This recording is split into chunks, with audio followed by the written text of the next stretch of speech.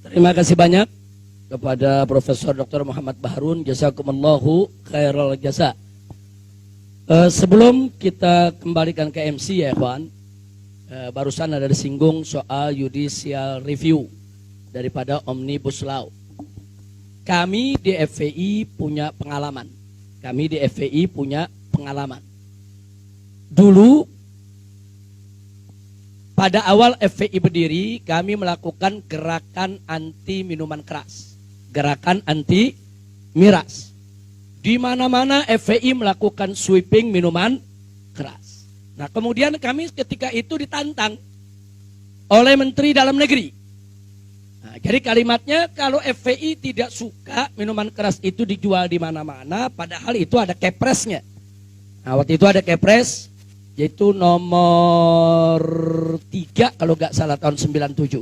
Nah, jadi kata Pak Menteri waktu itu, ya judicial review saja kalau FPI nggak suka.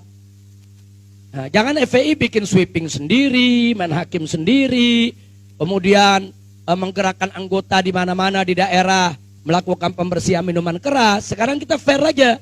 Nah, FPI ajukan judicial review, tuntut saja. Dan tantangan itu kita terima. Saudara. Akhirnya kami ajukan judicial review ke Mahkamah Agung. Judicial review, keputusan di bawah undang-undang itu ke Mahkamah Agung. Kalau judicial review berupa undang-undang itu ke Mahkamah Konstitusi. Itu aturan mainnya. Kita ajukan judicial review untuk pembatalan kepres tentang minuman keras. Nah, begitu berjalan sidang demi sidang, akhirnya saudara di tahun 2010 alhamdulillah Mahkamah Agung memutuskan mengabulkan seluruh tuntutan Front Pembela Islam. Artinya apa? Kepres tersebut dibatalkan. Nah, akibatnya apa? Akibatnya semua turunan perundang-undangan yang merujuk ke kepres tersebut otomatis batal. Sehingga minuman keras di Indonesia menjadi ilegal. Ini kita sudah menang. Kita sampaikan ini kita sudah menang. Tapi apa yang terjadi saudara? Apa pemerintah langsung mematuhi daripada putusan Mahkamah Agung tersebut? Tidak. Pemerintah mencari cara. Bagaimana caranya supaya minuman keras itu tetap legal. Yang terjadi apa? Yang terjadi akhirnya saudara keluarlah Perpres nomor 74 tahun 2012 di akhir pemerintahan SBY ketika itu. Perpres saudara yang isinya kurang lebih copy paste daripada Kepres yang sudah dibatalkan. Yang dirubah cuma judul. Satu, dulu judulnya miras, minuman keras. Dirubah menjadi minol, minuman beralkohol. Dirubah dikit soal prosentasenya saudara. Akhirnya apa? Akhirnya minuman keras tersebut dilegalkan kembali. Nah sekarang kalau kita katakan, loh kok pemerintah tidak mau tunduk kepada putusan MA, apa mereka bilang? Kami sudah ikut putusan MA, Kepres tersebut sudah kami batalkan. Ini peraturan baru, lain lagi. Jadi kalau FPI tidak senang, ya judicial review lagi. Ini negara macam apa saudara? Lalu kalau kami judicial review lagi, kemudian kami menang, siapa yang jamin tidak keluar keputusan baru lagi? Ini jadi problem. Saya pernah berdiskusi soal ini dengan Pak Artijo Alkostar, salah satu hakim agung. Pak Artijo, ini bagaimana ceritanya? Satu produk perundang-undangan, kami judicial review, kemudian dibatalkan, tahu-tahu pemerintah mengeluarkan peraturan baru, saudara, yang serupa, hampir mirip, cuma roba-roba redaksi. Terus ini kalau begini caranya, kita disuruh judicial review lagi. Nanti begitu kami menang, mereka bikin peraturan baru lagi. Apa begini sistem hukum di kita punya negeri? Saya tanya langsung ke Pak Artijo. Beliau menjawab ketika itu, beliau sendiri, ya memang belum ada ketentuan Habib. Kalau beliau sendiri bingung, saya tanya, ini Pak Artijo Alkostar bukan orang sembarangan ya kawan. Ini hakim agung berdedikasi. Nah, beliau sendiri gak bisa menguraikan, apa nggak ada satu klausul hukum kalau suatu produk perundang-undangan sudah dibatalkan oleh Mahkamah Agung, nggak boleh dibuat perundang-undangan serupa. Nggak ada ya kawan. Saya tanya, apa ada produknya, apa ada klausulnya? Beliau menjawab tidak ada. Nah kalau sudah seperti ini, ya capek dong. Kalau kita judicial review, Sekarang Omnibus Law, kita judicial review, kita menang. Besok muncul lagi, dirubah namanya Omnibus Liu umpamanya. Nanti kalau kita bilang, wah ini kok hidup lagi, lain nama, lain nomor, lain tahun. Lalu sampai kapan kita dikerjakan, saudara? Dikerja ini sampai kapan? Nah ini problem juga. Habib, Profesor Muhammad Baharun, ini problem serius, bukan tidak serius. Saya kasih contoh lagi, kawan kita, Bang Egy Sujana.